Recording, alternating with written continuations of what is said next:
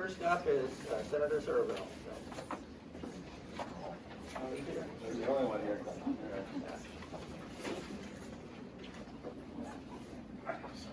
Three bills, I guess, right?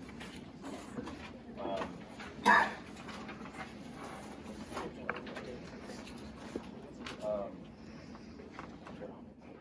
don't we do the 245? Senate Bill 245. Thanks. Okay, Senate Bill 245 is a variation of legislation that I believe this committee, and of course the full committee, has heard probably 2 or 3 times now, so it's changed. I started introducing, this has to do with conversion therapy. I started introducing this legislation in, let's see, 2015 and 2016. What the bill does is basically prohibits any licensed medical practitioner from engaging in conversion therapy, practicing conversion therapy when it comes to minors. Conversion therapy has been, it also, by the way, prohibits DMATs from funding or paying for it. Conversion therapy is the idea that you can change somebody's sexual orientation through counseling or treatment. It doesn't have any medical support. Numerous medical societies and associations have rejected it. All the research shows that when people engage or children go through conversion therapy, they're 8 times more likely to commit suicide, 6 times more likely to commit depression, 3 times more likely to use illegal drugs, 3 times more likely to be at risk of other diseases. When I started carrying this bill in 2016, I think 4 states have prohibited its practice. Now it's up to 18 states that have prohibited it. There's other states where it's been found to be malpracticed by juries, and they've actually entered damage awards against doctors or against licensed professionals who've tried to practice it. About 2 years ago, the Department of Health Professions began administrative proceedings to make it illegal. They completed those proceedings, so now under the Virginia Code of Regulations, it's illegal for licensed psychiatric counselors to provide this practice. They put their license at risk. What this bill seeks to do is simply put it in the code so that if we ever take a step back here, it requires General Assembly approval. It can't be done by the governor through administrative regulation. I hope that you all pass this. Recommended it as. All right, are there any questions by members of the committee? Mr. Chairman. Yes. So, Scott, you've had this bill a number of times before. Yeah, a version, I'm sorry. And in the past, there's been a differential between what is the wacky practice of shock therapy and all the things that we all agree no one should do versus the religious liberty of someone who's a Christian counselor decides that the parent wants to have a communication with them as it relates to their faith and their counseling. Does your bill this year affect both of those, or just the unusual practices of shock therapy and all the other physical items? Or are you going after the Christian counselor's ability to have verbal communication? For some reason, the bill didn't come up on my thing. Maybe well, I can tell you that it doesn't specifically call out religious counseling. First of all, it only applies to or licensed, right? And so if you're talking about a pastor who's giving advice, I want to talk about a Christian outbreak within his scope, and these professional counselors are just wants to do what what he and his faith have determined they want to do as a professional counselor. right? Well, I'll tell you that the bill doesn't specifically have an exception for somebody's to say that you have a certain religious belief that you're exempt from the act. When I think the ACLU was here, but I know they vetted the bill. I had them look at the bill to see if there was any kind of conflict with the First Amendment. They didn't feel like there was a conflict with the First Amendment. And so that's what I can answer the question. Yes. I appreciate you answer. You always ask, is it the intent to go after those situations? Because I get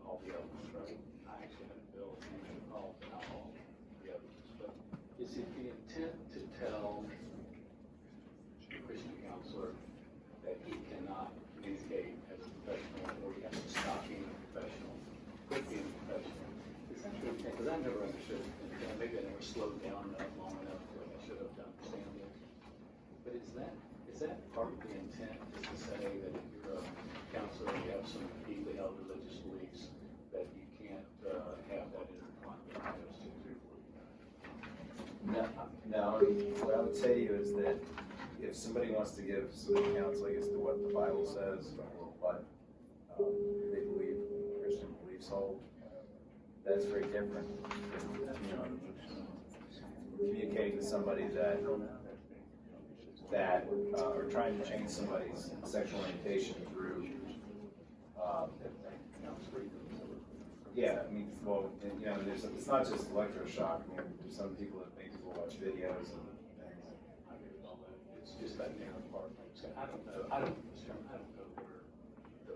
understand the rationale, right? I get probably 95% of it, right?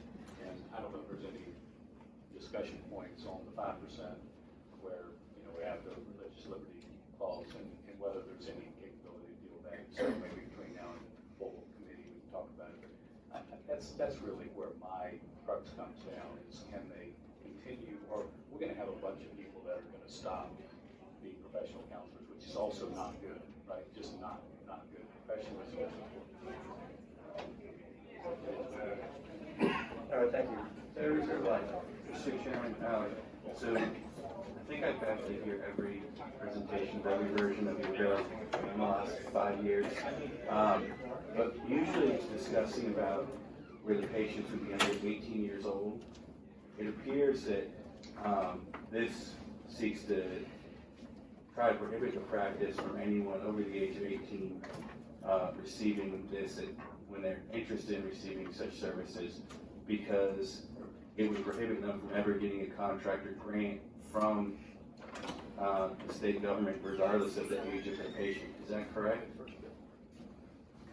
Down at the number 2, it says, "Or awarding a grant or contract to any entity that conducts or refers individuals."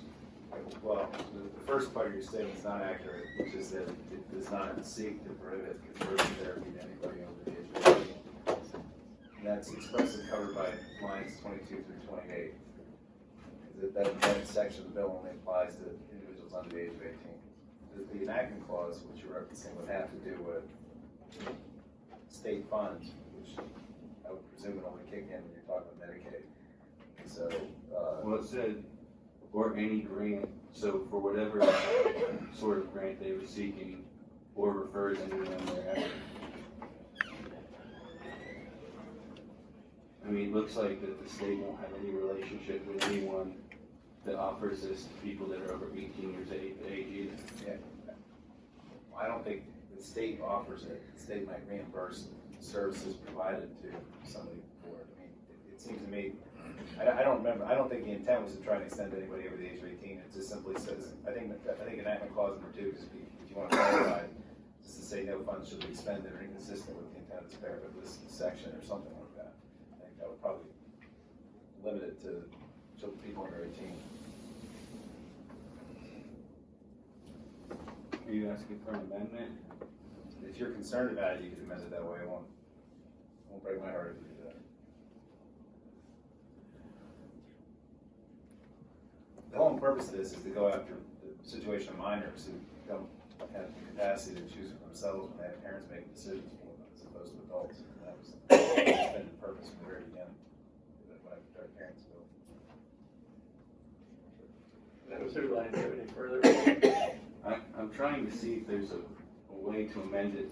I'm not sure there is, because he doesn't want any of the health benefits coverage. I've not come up with a possible amendment at this point. Sure, I figure out something between now and full committee. All right, any other questions or comments? All right, time for public comment. All those in favor, please come forward.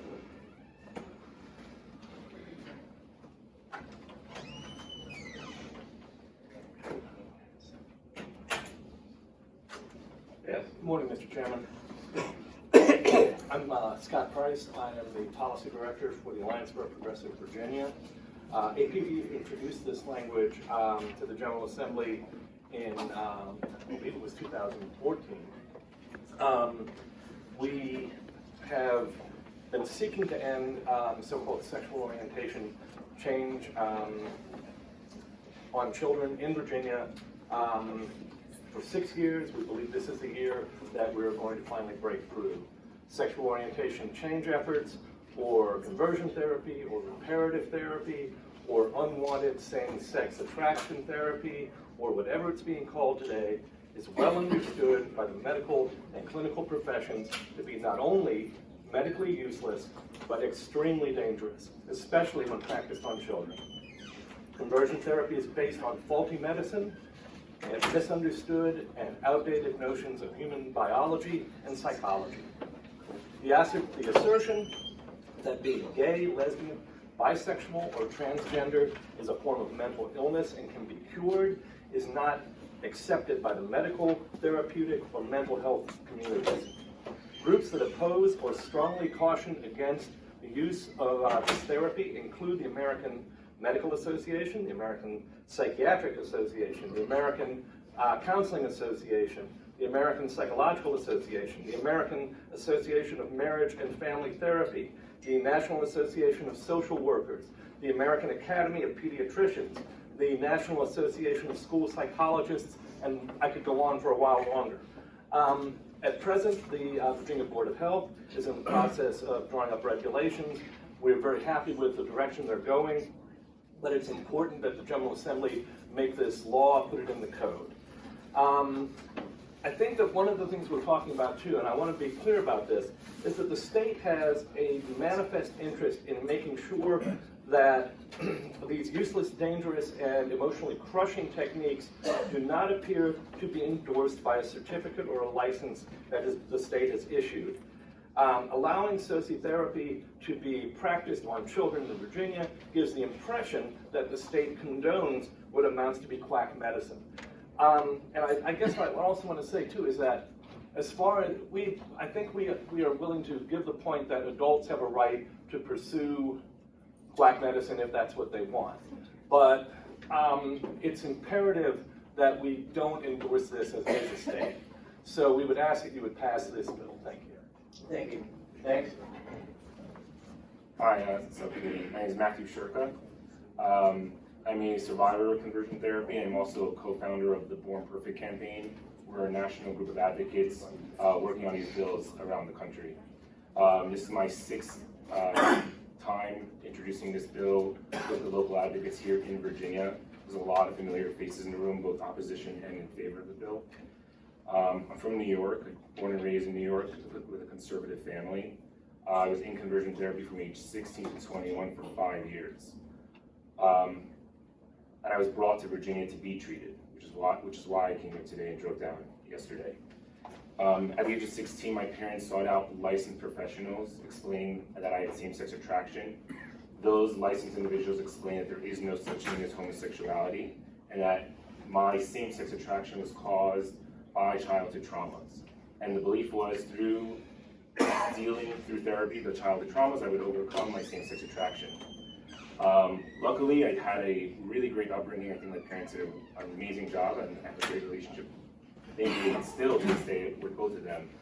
But what I was diagnosed with, they believed I was way too close to my mother. I was the youngest of 3 kids, and I had 2 older sisters. And I was separated from my mother and sisters for 3 years, so that I understood the roles of males and females, and I understood not to obtain any effeminate behavior. Which I thought was working. As you can imagine, I made more male friends at school. I became one of the more popular guys through the training and guidance of my licensed professional therapist. However, I suffered from depression. I contemplated suicide for between 2 and 3 years. And as I progressed through the program, I was brought to a camp in Charlottesville. The camp was run by an organization called People Can Change. The name of the camp is Journey into Manhood. I was one of 80 men who were put through a program to overcome their same-sex attraction, being promised that it is an actual illness, it is something you can overcome, and you're suffering from a psychological illness caused by childhood traumas. After being, I think what the hardest part is, and to answer the senator's question as well, I did not go through electric shock therapy. No one physically touched me, no one abused me. All of my therapy was through talk therapy. And me and in my 5 years, I met maybe several hundred to 1,000 other gay men who were in these programs. And all of them had to go through some kind of training understanding their relationship to mother and father, where they actually had their families broken apart and really destroyed the conservative and religious values that I was brought up with, as many of the other men I was with. And so this bill, as we are here, and I'm in favor of the bill, is to really stop licensed professionals from claiming something that is not provided by any research whatsoever. Every major medical and mental health association condones conversion therapy. It has caused an enormous amount of pain with a high suicide rate, specifically amongst those individuals who go through that process. Again, to answer the senator's question about Christian counseling, you'll hear there's a gentleman here who's in the opposition, like myself, has gone through conversion therapy, and he has testified here before, all of us together, and has gone on record that he still has same-sex attraction and chose to marry his wife and live that life, and I respect that. And anyone should live any life they would like to live according to their Christian value or any religious value. But for any licensed professional to claim something that is against the science and research that is provided is what we really want to outlaw and protect minors from ever going through. So I appreciate your time. Thank you for listening to this bill. Thank you. Next. Hi, good morning. My name is Deborah Hawkins, and this bill is tailored just to licensed professional counselors, one of which I am. I'm a licensed American family therapist and clinical supervisor, and I strongly urge that you support this bill. Recently, a federal court ruled that counseling is a heavily regulated form of medical treatment delivered through the vehicle of speech, and the state has every right to regulate counseling standards and practices, even if that means censoring some counselors. This bill leaves untouched any religious professional or parent who wants to convert a gay child. This bill would not prohibit conversion therapy for consenting adults, nor stop licensed counselors from referring minors to religious leaders. So there is a section in counseling regulations that says that all of our counseling, quote, must be able to justify all services rendered to clients as necessary and appropriate for diagnostic or therapeutic purposes. The American Psychiatric Association, which wrote the DSM, the manual with all the diagnostic classifications, in 1973, which is 47 years ago, ruled that homosexuality is not to be classified as a mental disorder. A professional counselor, therefore, cannot diagnose nor treat homosexuality as a mental disorder. Unfortunately, homophobic attitudes have been institutionalized in nearly every aspect of our social structure, including government, social circles, religions, schools, and work environment. The strong desire to be like others and accepted may cause many LGBTQ individuals and their families to want to identify with a dominant culture, free from discrimination and social devaluation. And as a group, LGBTQ children experience unique stressors and developmental challenges. At least in part as a consequence of these challenges, adult and adolescent members of sexual minorities develop depression, anxiety, substance abuse, and suicidality rates that are elevated compared to those in the general population.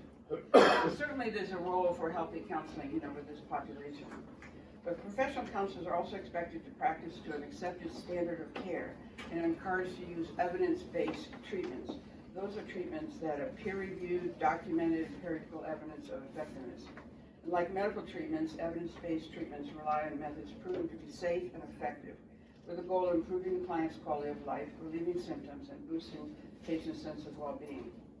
For example, some evidence-based therapies for children might be cognitive behavioral therapy, or play therapy, or family therapy. But there's no evidence that conversion therapy is effective, and it is not an evidence-based modality. In fact, it's total unadulterated quackery, a painful process of humiliating and degrading that only breeds shame, self-loathing, and despair in the child. It's been condemned by the American Psychiatric Association and all the others that Scott went over Even in 2014, the American Association of Christian Counselors amended its code of ethics to eliminate the promotion of conversion therapy.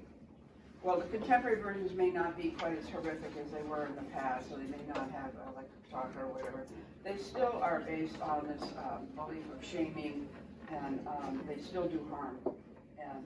And in fact, they also may include fraud, because they may be billing Medicare, Medicaid, other insurance companies for a false treatment.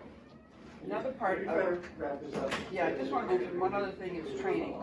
Okay, there's no certified training for conversion therapy, any regulated certified training program in Virginia to train this. And as a licensed counselor, you're not allowed to do things that you did not get efficient training for. So therefore, it's unethical because you haven't been to training. It doesn't meet the standard of care, and it can be essentially harmful. So I urge that you finally put this issue to rest in Virginia and join a lot of the other states in conversion therapy. Thank you. Next. Good morning. My name is Adam Trimmer, and today I'm standing before you as a survivor of conversion therapy. I was told that I struggled with unwanted same-sex attraction, and I was shown men married to women and told one day, this could be you. I had just come off of a suicide attempt because I was raised conservative and evangelical, and all I wanted to do was continue the life that I thought was my own. It was one of the hardest things to start coming out to say, I'm gay. And so I attempted suicide, and a pastor met with me and said, you try being gay, and look what happens.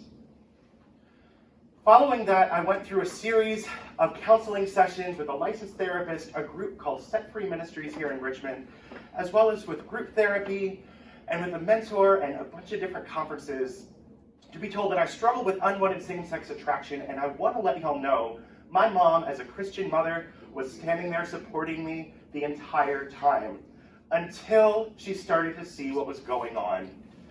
I was told that I had an overbearing mother and an emotionally absent father by my therapist, who brought her into her office to tell her that my suicide attempt and me being gay was her fault, and that she needed to let me go. It was one of the most painful sessions that I actually had blocked from my memory until my mom and I met and talked about it last year after seeing the movie Love, Simon. This was one of the most emotionally impacting things in my entire life. And as a suicide survivor, I wish I could tell you that the suicide was the worst thing that ever happened to me. But what the worst thing was that ever happened to me was conversion therapy. I want to thank you for considering that we can ban this in the state of Virginia to protect LGBTQ youth, because no child should be sent through this by parents who are going to be sending their children to be taught that they're overbearing parents and that they caused a defect that is not a defect. This could help save lives.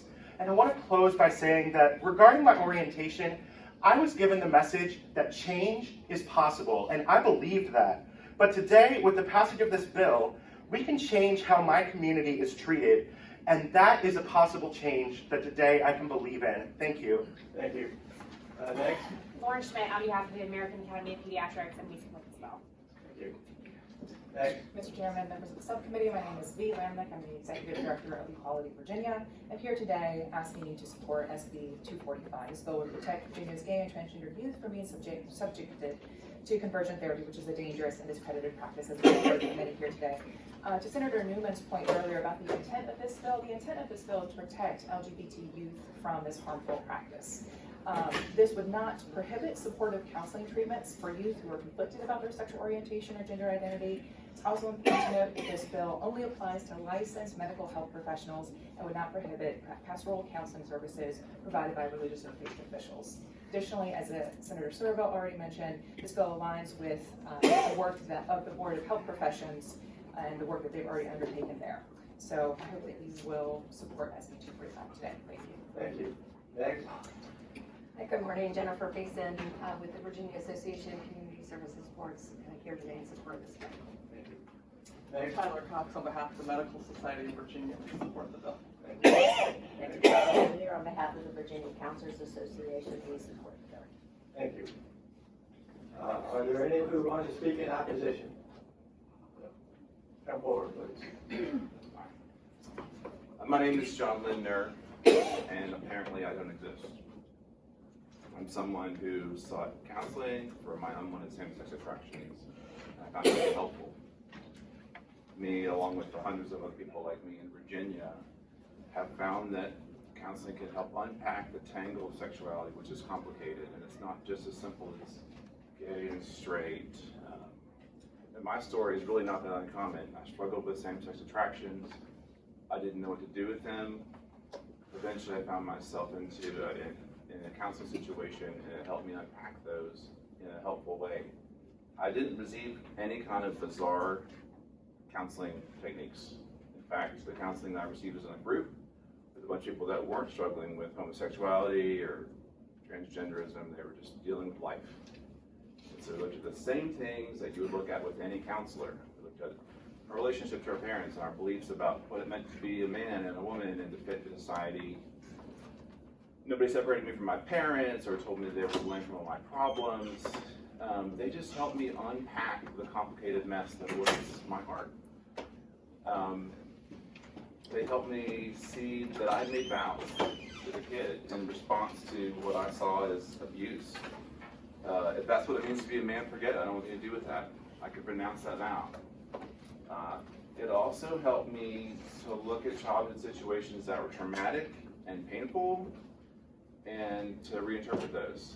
And I don't know if you've ever had that experience, but it's incredibly powerful. To take something that was painful, shameful, like a weight around your neck, and turn it into something that's incredibly uplifting and honoring, and I had that experience.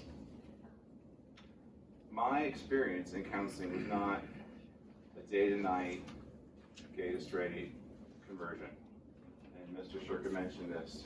I still have some same-sex attraction, but what's different for me is it went from an issue that dominated my life, where I could never picture myself as anything other than a celibate gay man or someone that embraced homosexuality, to a man who's like happily married. And what happened was my ambivalence over time got replaced with curiosity. Instead of seeing myself as the opposite of men, you know, as an attraction to the opposite, I started to see myself as fitting in the world of men and found myself developing attractions towards women. And it so impacted my life that I went on to volunteer with organizations for 9 years. I met a lot of people, incredible stories. It'd be easy to say, you know, there's 10,000 people that this didn't work for. It's a little riskier on my side to stand up and tell your story, but I can tell you that I know hundreds of people who've benefited from reparative therapy. I know people who have been in the process of gender reassignment and then changed their mind. And they didn't change their mind because someone told them they should, or a counselor weighed them down with guilt or shame. They changed their mind because they heard from God, and God told them, you know what, you're a man. And that's powerful, and it happened through reparative therapy. I have had my story dismissed in every way possible. I've been told that I was never gay, that I'm still gay, that I'm bisexual and I just choose to be with women. But these people don't know my heart and they don't know my story. And I'm just one person, but I brought with me today the story of 100 other people who've had the same experience as me. And I'd love to leave this with you if any of y'all are interested in having a copy of this. What about this staff here? All right, thank you. Thank you. Next. Josh Hester, I'm the Legislative Counsel with the Family Foundation. And I just want to point out a couple of real issues with this bill. Ultimately, what we're telling children is that their feelings and emotions are the ultimate expression of ultimate reality. They're the truest and most reliable expressions of what is true for them. Now, we would tell children this in any other scenario. We know that isn't true. In fact, we know that the children often need guidance. They often need help figuring things out. And we know as human beings that the way that we feel isn't always the way that we should act. And for those who simply want that guidance, this bill would prohibit that. But it would But it wouldn't just prohibit that, it would actually only allow counselors to encourage children to develop something that goes against their biological sex. I thought it was interesting that none of the speakers, and respectfully Senator Surovell, when he described this bill, never mentioned anything about gender identity. We haven't talked about how this isn't just about same-sex attraction. It's about 6-year-old Johnny who is confused by what he's hearing in the world, and that he thinks he's hearing, maybe I'm a girl. Well, let me go ahead and grant that perhaps that is true in some sense for any number of children. But surely we could all agree that that may not be the right thing for every child. And that we know that 80 to 90% of children who experience gender dysphoria, by the time they reach puberty, they will have been past that, and they will accept their biological sex. Right? This is not being talked about this bill, but is every bit included, and it only allows a counselor to encourage a child to change their sex. And it is just not possible. And for many children, and I would dare say all, that's not the right solution. And lastly, I would just add, I hope that you will ask the patron to define gender identity and sexual orientation. It's not defined in this bill. Just the other day, Senator Boysko in this room had a bill to add those, and she was asked what those terms meant. Neither she nor anyone in the room could answer that question. And I hope you'll drill down on that.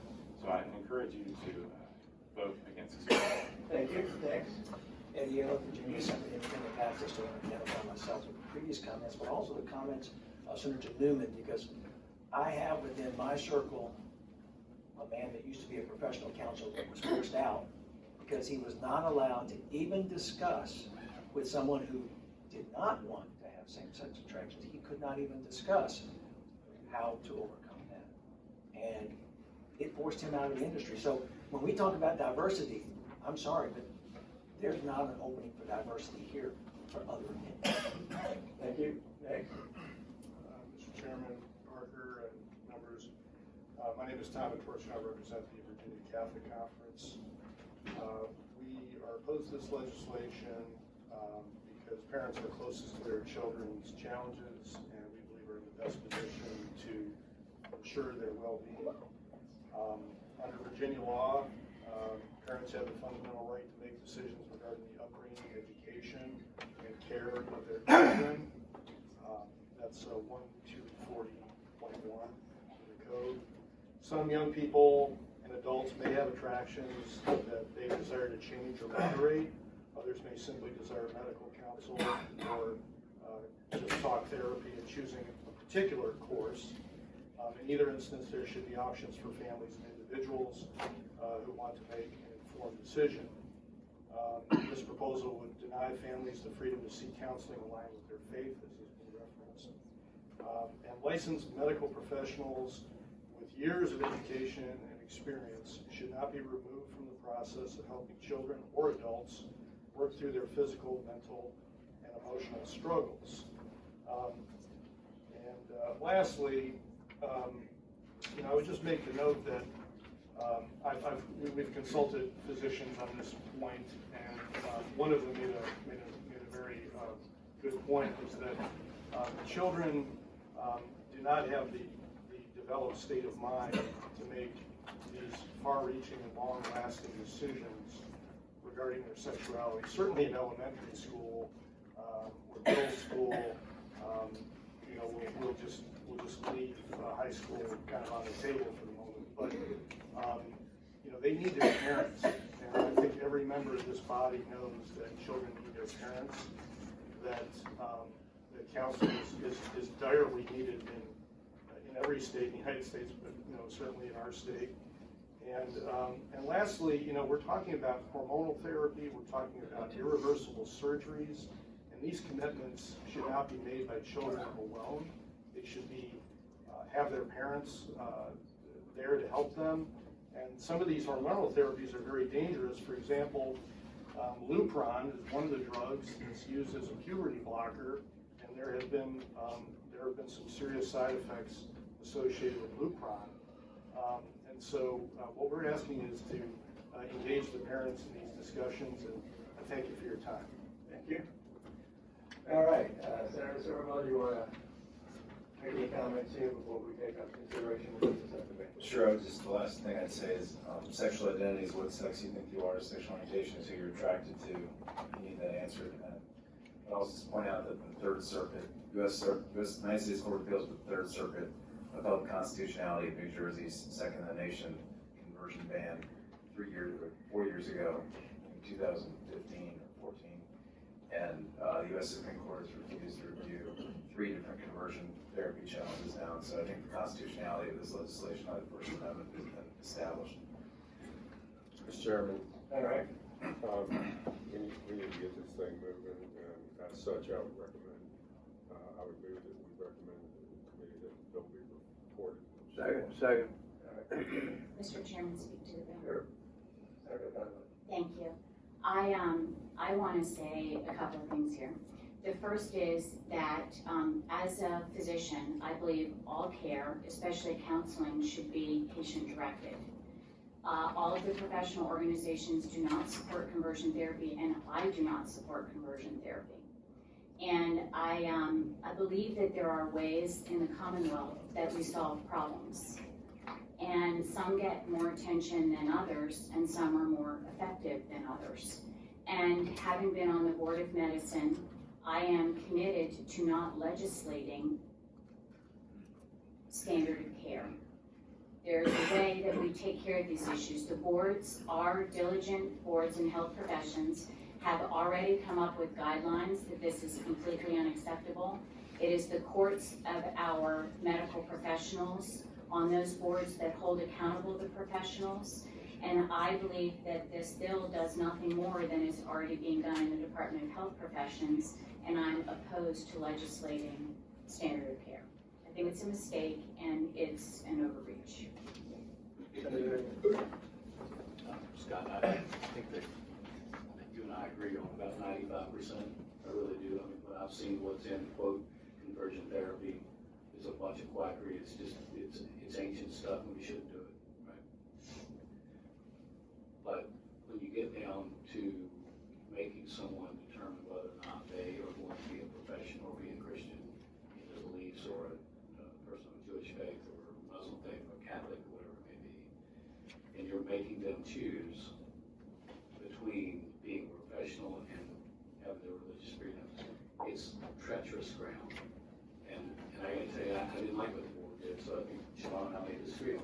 You liked the way they did it, but I just wish that we could find a way to come up with legislation that would be 100%, because I think 100% of me wants to outlaw a bunch of the stuff that's happening, right? But there is a chunk of that discussion that goes on with a Christian, licensed Christian counselor that will no longer be able to occur today. So that's my struggle with what you're doing. All right, any other comments or anything? All right, call the roll. The motion is to recommend to the full committee approval of the bill. Senator Surovell? No. Senator Donovan? No. Senator Lewis? Senator Lewis votes yes. Senator Edwards? Yes. Senator Newman? Senator Sasslaw? Yes. Senator Barker? Yes.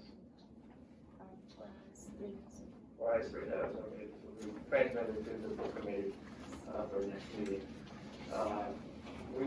There are a few of us that have conflicts, so we need to move on to maybe 1 or 2 more bills, and then we actually are going to be